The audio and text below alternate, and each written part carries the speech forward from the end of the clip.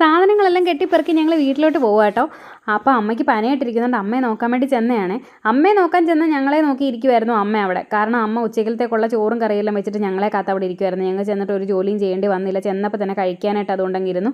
അപ്പോൾ നല്ല കറിയൊക്കെ ആയിരുന്നു, നല്ല ടേസ്റ്റ് ഉണ്ടായിരുന്നു, വറുത്തമീനൊക്കെ ഉണ്ടായിരുന്നു. അതൊക്കെ കൂട്ടി വയറ് നിറച്ച് ചോറ് കഴിച്ചു. അതിൻ്റെ കൂട്ടത്തിൽ നന്നായിട്ട് വരുന്ന വർത്താനവും പറഞ്ഞു. അതെല്ലാം കഴിഞ്ഞപ്പോഴത്തേക്കിന് നല്ല ക്ഷീണമായി. കുറച്ച് നേരം പോയി കിടന്ന് ഉറങ്ങിയിട്ട് വന്നപ്പോൾ നന്ദൂസ് കുളിച്ചിട്ട് വന്ന് ഓരോ സ്റ്റൈലൊക്കെ കാണിച്ചിട്ട് എന്നോട് ചോദിക്കത്തില്ല ഏതാ കൊള്ളാവുന്നതെന്ന്. അത് കഴിഞ്ഞിട്ട് ഞാൻ നേരെ അടുക്കളയിട്ട് ചെന്ന് കുറച്ച് പഴംപൊരി ഉണ്ടാക്കി. ആദ്യം ഉണ്ടാക്കിയതേണ്ട കട്ട ഫ്ലോപ്പായിപ്പോയി. ഞാൻ മഞ്ഞപ്പൊടി ഇട്ടില്ല.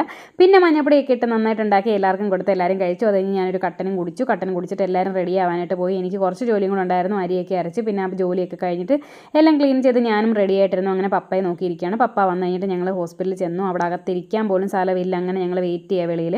അങ്ങനെ ഡോക്ടറെ കണ്ട് ടെമ്പറേച്ചർ എല്ലാം ഓക്കെ ആയെന്ന് പറഞ്ഞു. അപ്പോൾ കുഴപ്പമൊന്നുമില്ല. പിന്നെ ഒരു ഇഞ്ചക്ഷൻ ഉണ്ടായിരുന്നു. അങ്ങനെ ആ കുത്തും മേടിച്ചുകൊണ്ട് ഞങ്ങൾ നേരെ വീട്ടിലോട്ട് വന്നിട്ടുണ്ട്. അപ്പോൾ വന്നു കഴിഞ്ഞ് അമ്മൂമ്മയും മോനും കൂടെ ടി വിയും വെച്ച് അതിൻ്റെ മുമ്പ് ഇരിപ്പുണ്ടായിരുന്നു.